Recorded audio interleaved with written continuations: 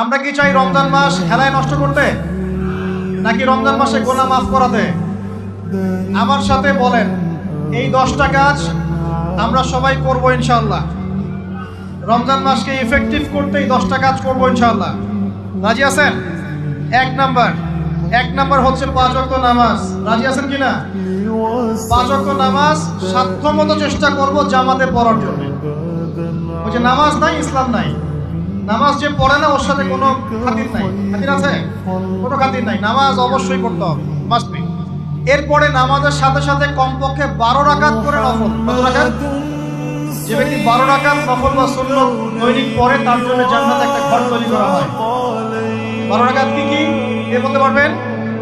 প্রথমে ফজরের, জোহরের আগে 4, জোহরের পরে 2, কত হলো? 4 2 6 2 8, মাগরিবের পরে, এশার পরে, এই হলো 12। পড়বো তো ইনশাআল্লাহ।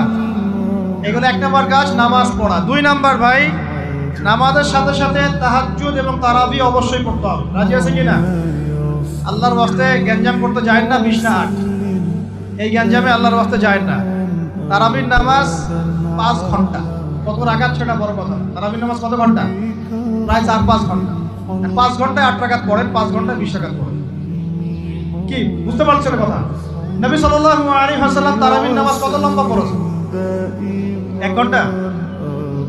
কতক্ষণ পর্যন্ত? সাহাবীরা কি বলছেন? সাহাবীরা বলছেন যে আমরা তড়িঘড়ি করে সেহরি খেয়েছি। নামাজ এত লম্বা নবীজি পড়েছেন, শেষে তড়িঘড়ি করে সেহরি করতে হয়েছে। নবী সাল্লাল্লাহু আলাইহি ওয়াসাল্লামের 2 রাকাত নামাজ কত লম্বা ছিল। আমরা এখন নামাজের রাকাত সংখ্যা নিয়ে যত বেশি ঝগড়া করি, কোয়ালিটি নিয়ে এত ঝগড়া করি। কোয়ালিটি ইম্পর্টেন্ট না? আমার নামাজটা কত সুন্দর হচ্ছে, কত লম্বা হচ্ছে, কত ধীর স্থির হচ্ছে, এই নামাজে আমি ধীর স্থির ভাবে কোরআন শুনবো, বুঝবো, চোখ দিয়ে পানি ঝরবে, এগুলো ইম্পর্টেন্ট না? মক্কা মদিনায় গিয়ে দেখেন, যারা এখন উমরা করতে গিয়েছেন অনেক তারা সৌভাগ্যবান। তারাবির নামাজ নর্মাল এমনি যে কোনো নামাজেই, তারাবির নামাজ তো আরো বেশি। দাঁড়ালে আপনার চোখ দিয়ে পানি পড়তে বাধ্য। মধুর তেলাওয়াত, লম্বা কেরাত। ফজরের নামাজ মিনিমাম 20 মিনিট। ফজরের নামাজ 15 থেকে 20 মিনিট। আর আমরা তো 3G 4G 5G মাশাআল্লাহ। কোন মসজিদে 6G, মানে সূরা ফাতিহা শুরু হয়, ওই শেষে গেলে দলিন শেষ, মানে আর কিছু বুঝলাম না মাসা। এগুলো কি নামাজ? আমরা তো নামাজ পড়তেই ভাই দুনিয়াতে আসছি, নাকি? দুনিয়াতে আসছি কেন? ওমা খালাকুল জিন্না ওয়াল ইনসা ইল্লা লিয়াবুদুন। নামাজই তো পড়তে আসছি ভাই, এখন তাড়াহুড়া কি আছে? ধীর স্থির ভাবে আপনি 8 রাকাত পড়তে চান, পড়েন, লম্বা করে পড়েন, ধীর স্থির ভাবে পড়েন। এক ভাই বলছেন আমি বেশি পড়বো। আচ্ছা ভাই পড়ুক তো, ওকে বেশি পড়তে দেন, লম্বা করে পড়তে হবে, ধীর স্থির ভাবে পড়ো। আরেকজন পড়ছে 2 রাকাত, রাতের সালাত 2-2 করে, একটা হাদিস আছে না? রাতের সালাত 2-2 করে, এই বেচারা 2-2 করে পড়তেই আছে। লম্বা করে পড়লে কোনো সমস্যা আছে? উদ্দেশ্য কি? আল্লাহকে পাওয়া। আমি নামাজে আল্লাহকে পেলাম কিনা এটা বড় কথা। আল্লাহ রাব্বুল আলামিন আমাদের সবাইকে ধীর স্থির ভাবে কোরআনকে কেন্দ্র করে তারাবি তাহাজ্জুদ করার তৌফিক দান।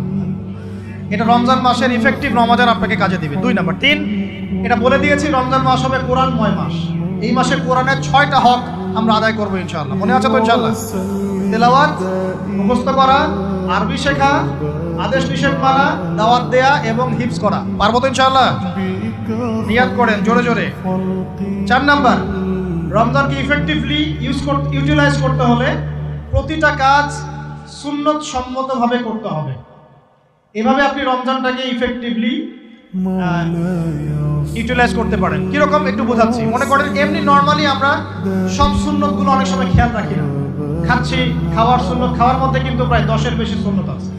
ওযুর সুন্নত, কথা বলার সুন্নত, হাঁটার সুন্নত, কাপড় পরার সুন্নত, দোয়া কালামগুলো, ঘুমানোর সুন্নত, অনেক সময় আমরা কিন্তু এগুলো খেয়াল করি না। রমজান মাসে চেষ্টা করবেন প্রতিটা কাজ সুন্নাহ মাফিক বুঝে করার জন্য। আল্লাহ তৌফিক দান করুন। রমজানে ঘুমাবো, ঘুমানোর আগে বিছানাটা ঝেড়ে নেব, লাইট অফ করবো, আমরা দোয়া, এই যে সূরা ফালাক নাস ক্লাস এগুলো পড়বো, কাফেরুন সূরা পড়বো, আয়াতুল কুরসি পড়বো, সূরা বাকারা শেষের আয়াতগুলো পড়বো, সূরা মুলকটা পড়বো, ঠিক আছে? প্রয়োজন ওযু করে আসবো, এসে আমরা ডান কাতা হয়ে শুয়ে আল্লাহুম্মা বিসমিকা মুতাআন, এই যে শুরু করলাম। ঘুম থেকে ওঠা, ওযু করা, ওয়াশরুমে যাওয়া, খাওয়া দাওয়া করা, মসজিদে যাওয়া, নামাজ, জিকির, তাসবিহ, তাহলিল, ব্যবসা বাণিজ্য, এগুলো সবকিছু সুন্নাত নাই? প্রতিটা কাজ সুন্নাহ মাফিক করার চেষ্টা করব, আল্লাহ তৌফিক দান করুন। আমিন।